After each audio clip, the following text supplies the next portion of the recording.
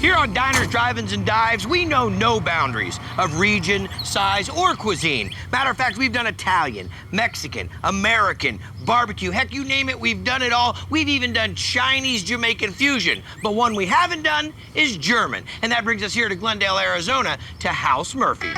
Chicken schnitzel up. It's a comfort food. This food is very homemade.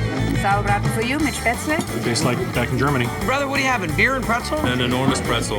Paprika schnitzel. Crunchy and tasty. Sehr gut. I mean, very good in German. It's good home cooking. Party food, made from scratch. There you are. The kind Rose Hoffman grew up on in Munich. Thank you. And her husband, Brett, learned from his German grandparents here in Arizona. Kraut's going down. What's your favorite thing on the menu that you make?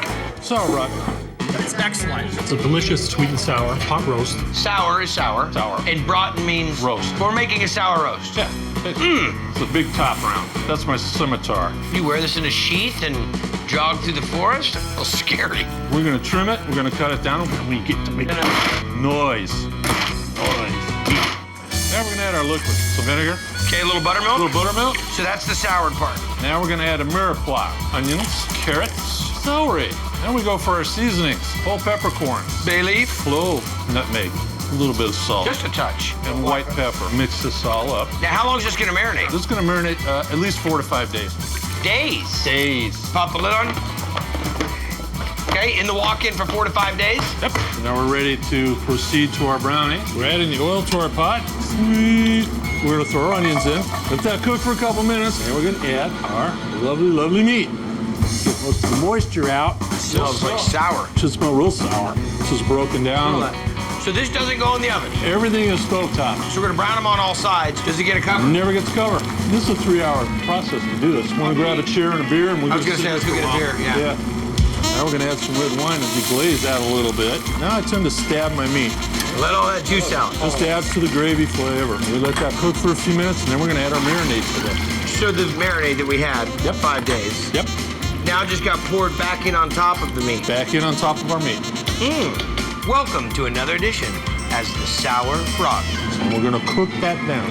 We're gonna take our meat out, we're gonna strain the oil off, then we're gonna strain the marinade, and then we're gonna make gravy. At least this is fast. Now the cornstarch slurry. Yep. Wow, look how fast that tightened up.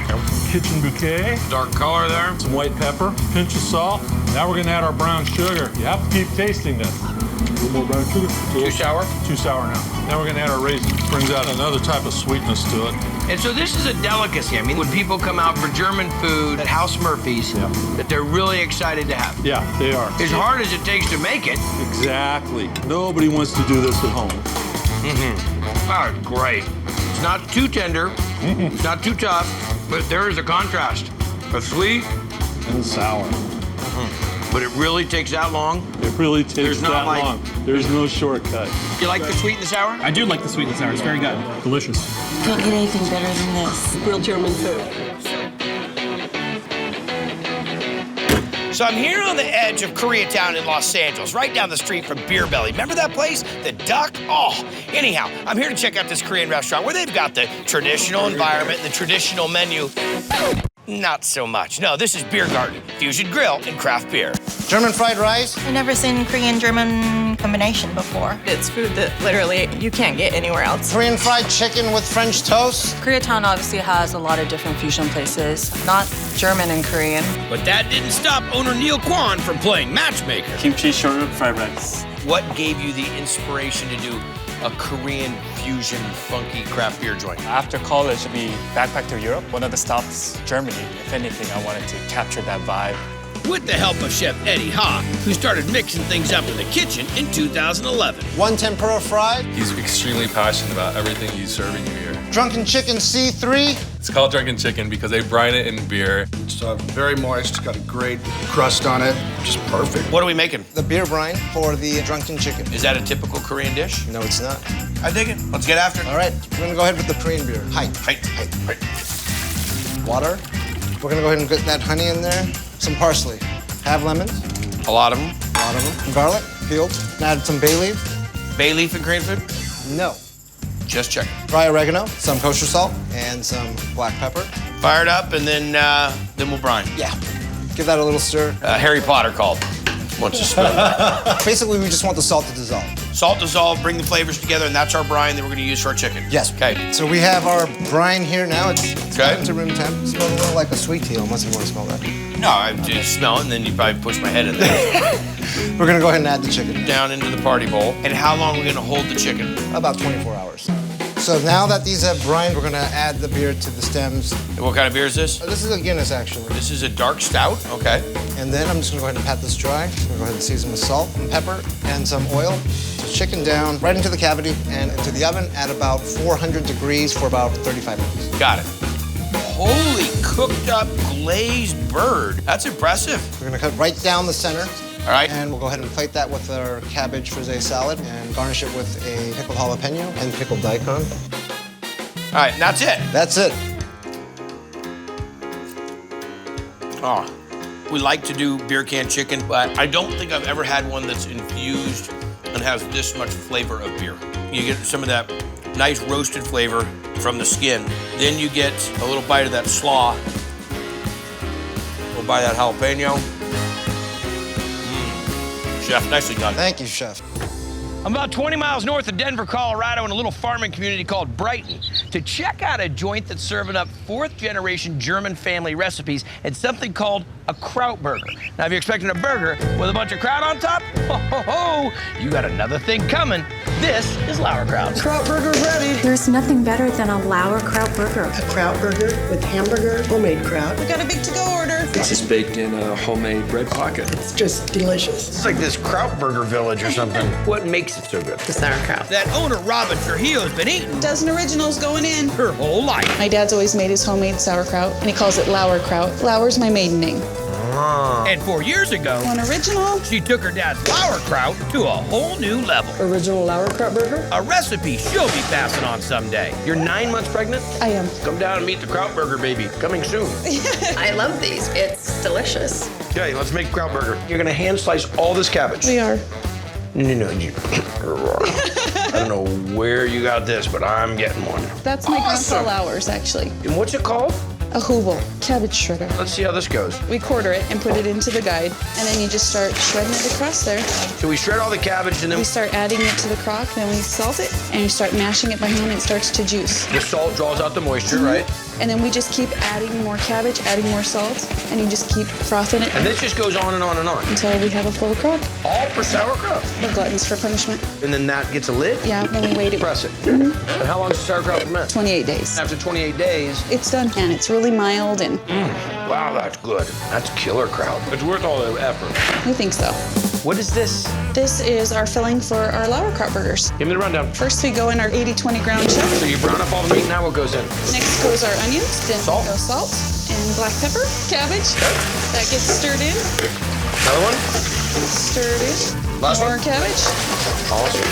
salt and pepper of the Lauerkraut. Yeah. It all gets stirred together, and it cooks for 15 minutes, and then it will be ready to strain. We'll let it cool and then we'll add it to the dough. Now we're gonna make our bread dough for our Kraut burgers. We do the dough. So there goes my yeast A little bit of sugar. and warm water. A little stir. And we're gonna bloom it. Mad scientist over there. Then my dry milk, put some water on it too, give that a little stir. Then while that rises, I'll start with my flour, salt, and then goes my shortening. Just gonna cut this in and add our eggs, cut that in. You do this by hand all the time? Yep. There you go. Then we add our dry milk, then the yeast. You're gonna knead this? We knead it right in the bowl. And how many Kraut burgers will this make? About 18 Kraut burgers. How many Kraut burgers do you sell in a day? Upwards of 200. You do this 10 times a day? At least. This way I don't have to go to the gym. You just walk around with one big, huge arm. Now I'll form it into a ball, cover it, and let it rise. I'm gonna punch the dough, flour the table, dump it out, give a little flour on top, flip it over. Now we'll roll it out. Oh, just keep doing this. I'll have like 20 pounds of this filling in me. I'm gonna take my big square knife, cut it. Now what do we do? I take a piece of the dough and I roll it yet again. And I give it a flip, stretch it a bit, take a full cup of filling, plop it down in the middle. Wow. I bring it up and start pinching, seal it up good. Can you make one with cheese? Pepper jack cheese or American cheese. Tuck the corners. And that's it. Throw them on the tray in the oven. In the oven they go. 15 minutes at 350. All right, they're ready to come out. Look at that. It's like a meat pretzel. This is crazy. The pepper, prime time. The nice tender bun, it's moist, it's soft, it's doughy, it's pretzel-like. Just for sense of television and science, I'm gonna try one with cheese.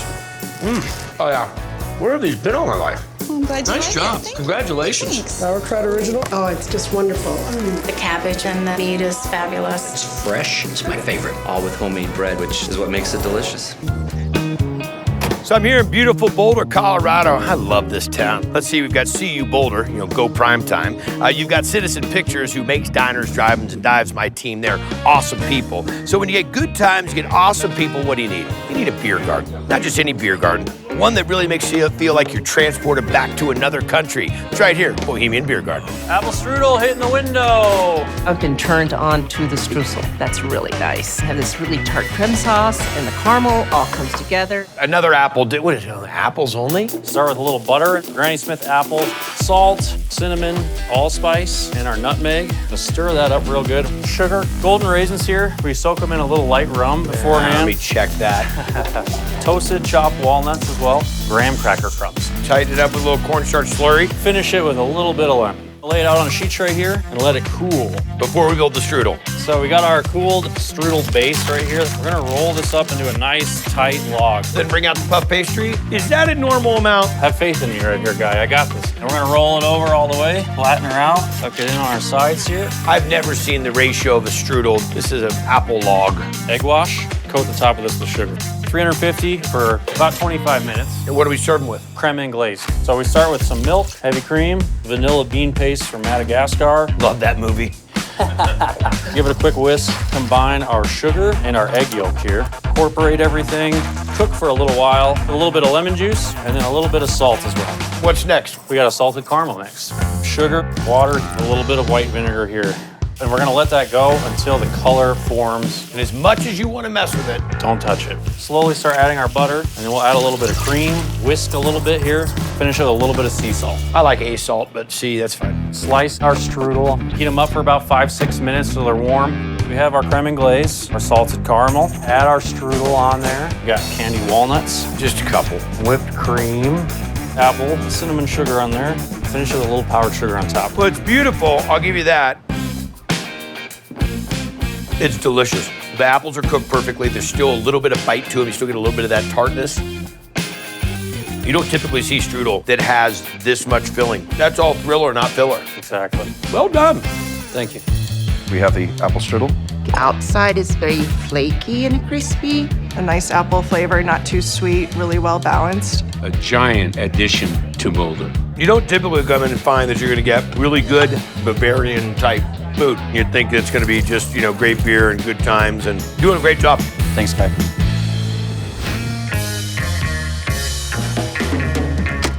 So I'm here in Maui in a not-so-traditional place looking for a, not-so-traditional restaurant because, once in a while you kind of get tired of all that fresh, off-the-boat, awesome seafood and that delicious island fare. Well, maybe you don't, but you're looking for some German food, and you're here at Bridget and Bernard's Garden Cafe. Swiss Bratwurst special. An amazing hidden secret. Wiener schnitzel. I recommend it to every person that I meet. It's one of a kind, of course, on this island. Guten Appetit. I'm the only German Swiss restaurant in all of Hawaii. In all of Hawaii? In all of Hawaii. Swiss-born chef Bernard Weber had been cooking all over the world when he landed in Hawaii by chance. I was on my way back to Australia, and I stopped in Honolulu, and I met Bridget, and I never left. Bridget and Bernard ended up divorcing, but they've stuck together at their namesake restaurant for over 20 years. What every Bernard makes is authentic. Beef rouladen. Rouladen is a very traditional dish. It's braised beef rolled up with different ingredients. And then the spätzle noodles. So what are we gonna make? Beef rouladen is a German northern Swiss dish, and we're gonna use an eye of round. Slice up really nice thin pieces. And then we doctor it up. Okay, doctor. Dijon mustard, raw bacon, slightly smoked. In the middle. Then we use kosher dill pickle, sliced thin, caramelized onions. We're gonna use some tweezers, actually. Tweezers? Yeah. Thank goodness you have the tweezers. Now we roll them as tight as we can. And this is the seasoning on the outside? Yeah, salt, pepper, and Hungarian paprika. Oh, that's tasty. Oven sear them for 20 minutes. They're gonna be firmed up. And then we put them in a hotel pan, add some red wine and some jus, and then we simmer them in the oven for 45 minutes, and you're ready to go. We're gonna make spätzle. Okay, I love spätzle. Water. Egg. A little oil. Nutmeg. I like that touch. Paprika and a whole lot of unbleached flour. Unbleached. Really makes it al dente. Unbleached. So you just go like this. So classy. You just start pressing. There you go. Then you lift it up and they break. Not your first rodeo. And you see they already popping to the top, and those you can take. Cold water. Impressed. I've seen a lot of Spätzle a lot of ways. This Now might be I one know. of my favorite. There you go. You want me to do it this time? If you want to. Doctor? Okay. I get to work the prep shift. Lift up. Okay. There you go. Give me 5. Spätzle Brothers. So we're gonna make now? Really old European dish, braised red cabbage. So onions, garlic, bay leaf, nutmeg, sugar, clove. White vinegar, red wine, and water. We're just gonna let this cook down for how long? 45 minutes. Maestro? Maestro. The rouladen, a little bit butter, parsley, the spätzle and butter, braised red cabbage. And this is one of the #1 sellers. That is definitely one of the #1 sellers.